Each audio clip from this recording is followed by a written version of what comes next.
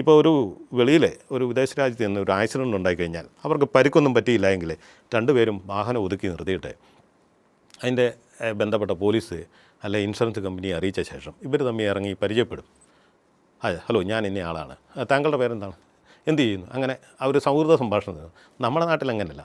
ആദ്യം ഇറങ്ങി അടി തുടങ്ങും. രണ്ടുപേരും അങ്ങോട്ട് ഞാനാണ് കുഴപ്പക്കാരൻ, വഴിയെ വരുന്നവരല്ല അതിനോട് കൂട്ടുകൂടും. ഈ ഒരു സംവിധാനം വെളിയിലില്ല.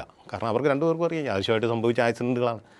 ഇനിയിപ്പോൾ ഇതെങ്ങനെ നമുക്ക് പരിഹരിക്കാം എന്നാണ് അവർ ചിന്തിക്കുന്നത്. എങ്ങനെ പരിഹരിക്കാൻ പറ്റും, താങ്കളൊന്ന് പറയും എങ്ങനെയാണ് ഇത് പരിഹരിക്കാൻ പറ്റുന്നത്. അപ്പോൾ രണ്ടുപേരും കൂടി ഒരു തീരുമാനത്തിലെത്തുക.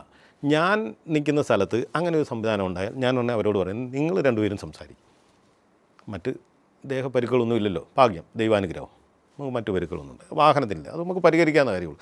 നിങ്ങൾ രണ്ടുപേരും മാറിയിട്ട് സമ്മാനത്തോടെ ഒന്ന് സംസാരിക്കും. ഒരു കാര്യങ്ങൾ നീക്കുവൊക്കെ ഉണ്ടാക്കിയിട്ട് അത് എന്നോട് പറയുക, ബാക്കി നടപടികൾ ഞാൻ ചെയ്തു തരാം. മനസ്സിലായി? അതാണ് അതിൻ്റെ പ്രോപ്പർ വേ. അല്ല വഴിയെ പോകുന്ന എല്ലാവരും കൂടി അങ്ങോട്ടും ഇങ്ങോട്ടും ആക്രമിക്കുന്നു. ഒരു ആക്സിഡൻ്റ് ഉണ്ടായാൽ വലിയ വാഹനം ഓടിക്കുന്നവൻ തെറ്റുകാരനല്ലേ പോലും ആദ്യം അടി കിട്ടുന്നവനാണ്. ഇതിലെ പോകുന്ന വലിയ 16 വീലും 20 വീലും ചക്രമുള്ള വാഹനങ്ങളൊക്കെ ചവിട്ടിയാൽ ആ സ്പോട്ടിൽ നിൽക്കും. പക്ഷേ അയാൾക്ക് ചവിട്ടാനൊരു സമയം കിട്ടണ്ടേ?